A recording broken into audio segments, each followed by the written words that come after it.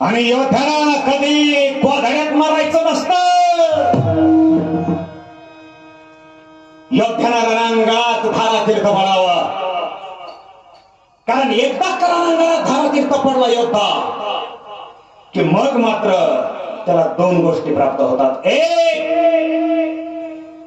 देव लोकांमध्ये त्याला जागा मिळते. आणि दोन, तू मेल्यानंतर गेल्यानंतर कीर्ती पोहोचते या ब्रह्मांडामध्ये, या मृत्यू लोकांमध्ये. हे संसार प्रपंच, बंगला, गाडी, झुमक्या, कंगना हे किती कमवा, इसमें मजा नाहीये. लेकिन योद्ध्याला रणांगणात धारातीर्थ पडला का, अरे संसार प्रपंच किती कमवलं तरी पाठीमागं काही उरत नाही. पण पाठीमागं काहीतरी उरावं असं जर वाटत असेल तर काय करावं.